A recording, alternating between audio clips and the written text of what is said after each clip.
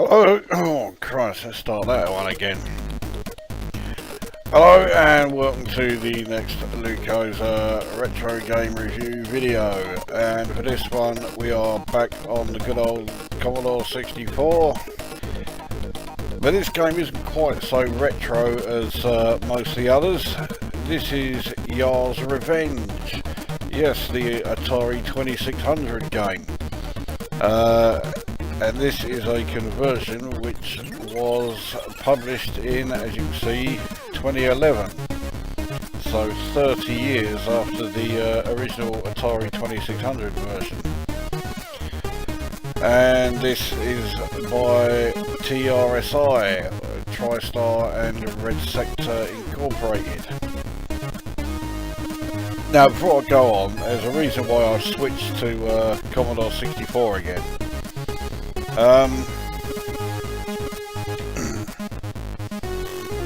This is my list of Amiga games. There's a good 40 on this sheet. As you can see, some of them have been crossed out. 6 of them, because they are the last 6 that I did.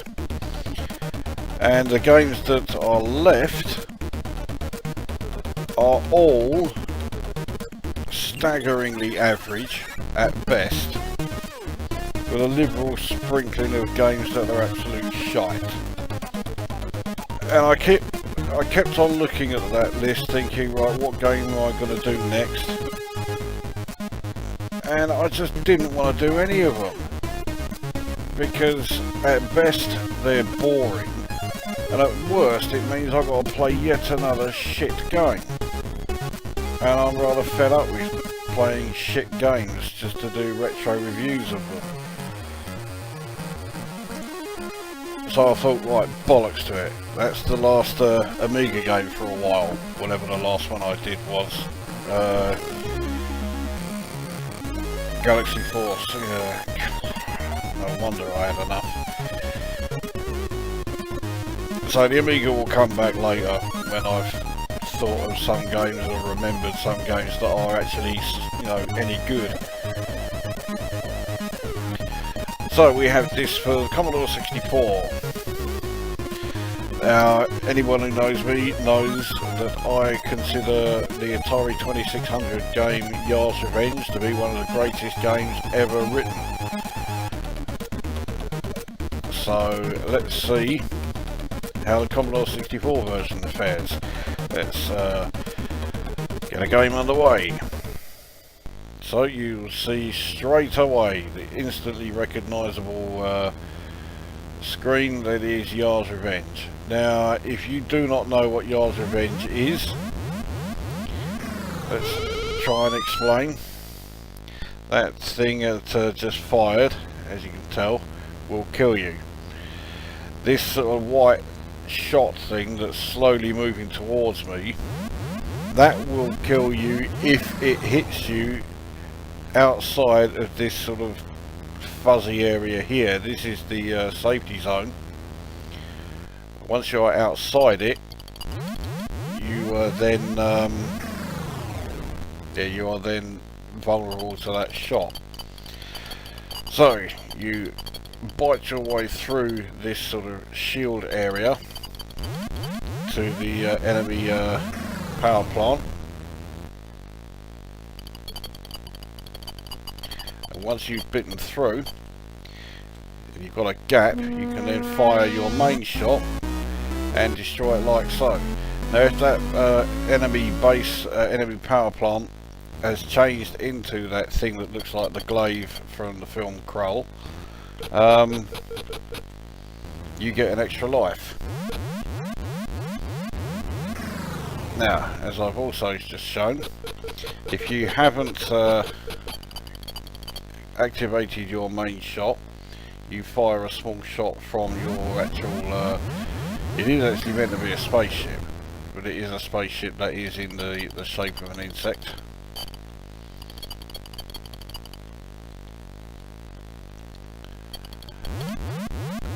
But destroying the parts of the barrier that way doesn't generate your main large shot behind you. That large shot actually behind you can also destroy you, so once you fire it, you've got to get out of the way of it.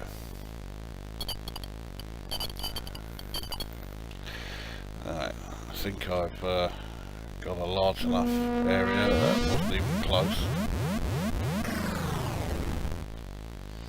Now if you have destroyed the entire like defensive area, then if your ship touches the enemy base or the enemy power plant, that instantly generates a new super shot. I am doing really shit on this guy. As you progress through each level, that white wandering shot there starts to move faster. Jesus Christ. Fucking hell.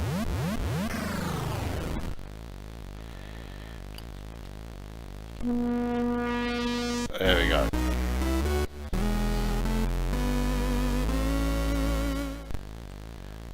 And that is the game. It now just keeps on looping round, and if you weren't around back in the day, you are probably sitting there thinking, wow, this game looks really shit and really basic. And yeah, maybe the gameplay is basic, but that does not mean it's shit. This game is not even remotely shit. Now let's start with the obvious things first. This conversion is not as good as the Atari 2600 original version. I wish I could say it is, but sadly it's not. Your vessel that you fly moves quite a bit slower. The screen size is the same, but yeah, it does feel a bit bigger because of how slow your ship moves. I think yeah, fucking missed it. This version is also a lot easier, even though I'm making it look fucking difficult because I keep fucking missing. That wasn't even close.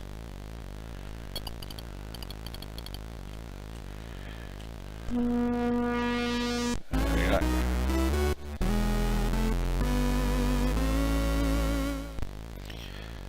And the sound effects are very different. There's no music in the Atari 2600 version, and I do quite like the sort of cascading sound effect when you complete the level in the 2600 version.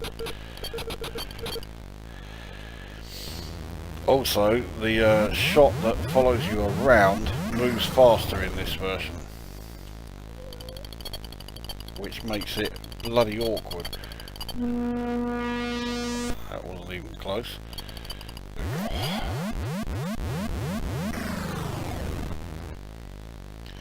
So yes, the sound effects are better in the 2600 version, and okay, sound effects are not the be all and end all, but they do really make a difference with this game because I think they are that well done.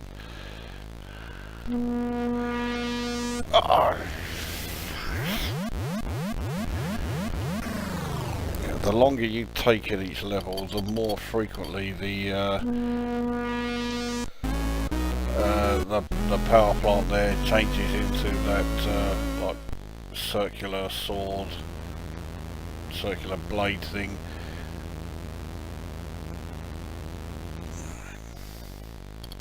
Oh, fuck it out. Here we go.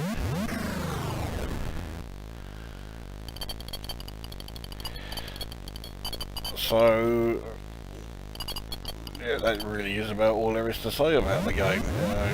It is a straight up conversion of the original Yard's Revenge. And if you are a fan of the Atari 2600 game, which as I keep saying, I most certainly am. Oh, fuck it. then you are going to like this, despite the fact that it doesn't play as well as the original. I suppose it sort of shouldn't come as any surprise that it doesn't play as well as the original. I mean, the original was just so good that you know, expecting this to be as good as that is asking a bit much, as I got an extra life. At least I think I did. You're supposed to get an extra life, but it doesn't look like I did get one then. Oh. So, presentation. I think presentation is pretty good. You get a pretty decent title page with some music that would sound good if you had the right SID chip. I've got my shit, didn't mean to do that. My WinVice is configured with the wrong SID chip, so it doesn't sound as good. Oh yes, but incidentally, if you're in here, you can't fire your that shot. I think it's turned that blue colour because I've taken too long. It's now basically saying that it's going to be firing that glaive a lot quicker. Yeah. So I've got to get a fucking move on.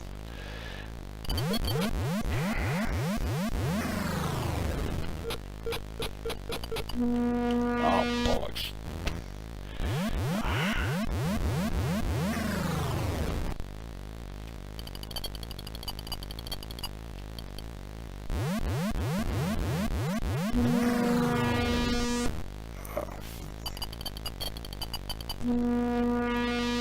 Yeah, I'm rather rushing it a bit now.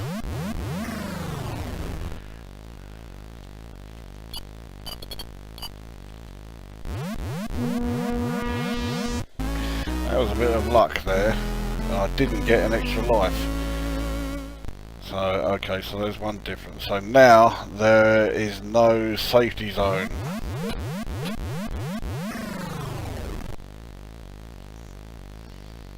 I don't remember that happening in the 2600 version. So, yeah, this is a difference between the two versions.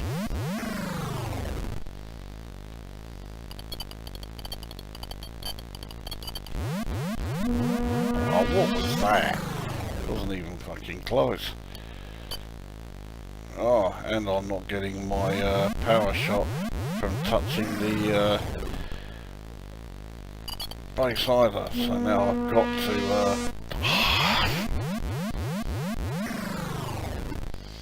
this is getting a bit tricky now.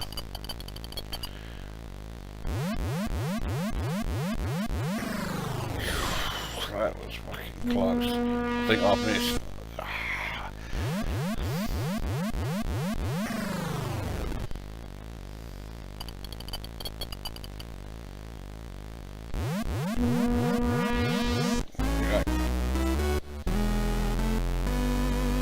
So anyway, yes, presentation is great. Graphics, they have tried to improve them over the 2600 version. They've made them a bit more high def. I don't know if it really suits it. The sort of low definition graphics is again part of the appeal. But, I mean, you know, the only thing they've really changed is the actual look of your ship itself. Everything else looks exactly as it did in the 2600 original.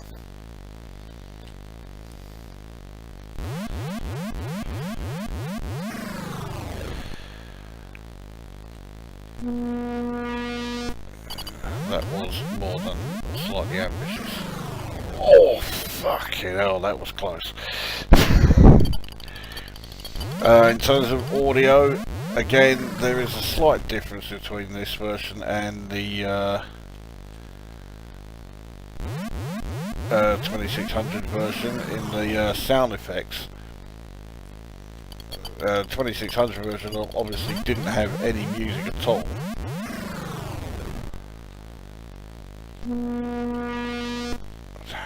Again, not even close. I'm starting to really struggle a bit now. Oh, it fired just before the fucking shotgun hit it. That was a bit close.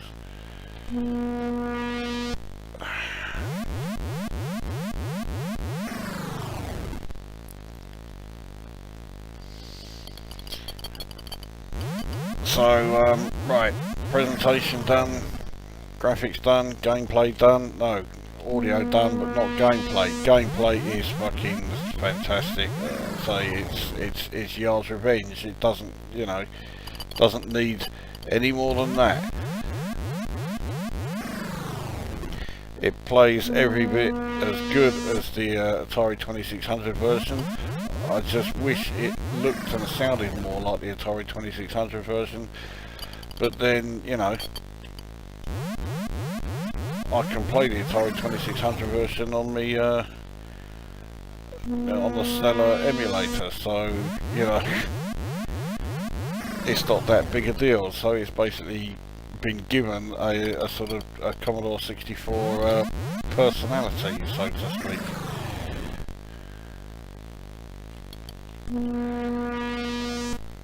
Oh, you fuck! Alright, now I really am in trouble. There we go. There's only one square left of the entire block, and I keep missing the fucking thing.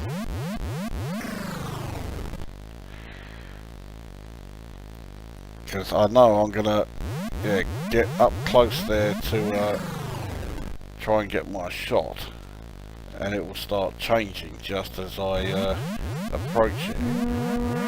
That was nowhere near. There we go, at last. So what do I score it? Well, like I say, it plays every bit like Yard's Revenge. It's just the sound effects make it not, it just doesn't feel quite the same. But it is a lot more difficult than the 2600 version, because the rate that it speeds up is much quicker than the 2600 version does. There you go. So I score this 9 out of 10. It's a decent conversion, there's no doubt about it. Decent conversion of a fucking decent game. So yeah, I definitely recommend it. If you already, you know, if you're already familiar with Yard's Revenge, then that's as good a reason as any to get this and try out the 64 version yourself. If you've never played Yard's Revenge, then get this now. You've got to.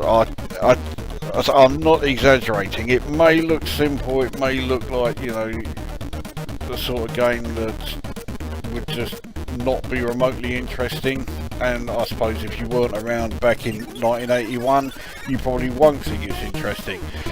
But if you were, then you've just gotta get it. As simple as that. You've got to get this and give it a try. So that is Yard's Revenge for the Commodore 64 then, from TRSI. I'll just point out, this is a cartridge game. It's a 16K cartridge, so it is quite a simple game. But as I so often say, the simplest games are so often the best. So that, yes, that is Yard's Revenge then, 9 out of 10 for the Commodore 64 conversion. That brings this review to an end, and we will see you on the next one. Oh, which reminds me, the next at least the next couple of game reviews I'll be doing will be PC games. It's been a little while since I've done any PC game reviews, so I think it's time I did something about that. So yeah, we're going to have a few PC games covered, and yeah, we'll be coming back to retro games after those. It seems weird that I don't refer to PC games as retro, because this is a 2011 game, and one of the PC games that I'll be covering is 13 years older than this, and yet this appears in the retro games, and this PC game I'll be doing won't. Oh well, there you go. So there's something to look forward to. Right, that is definitely this video brought to an end, and we'll see you on the next one.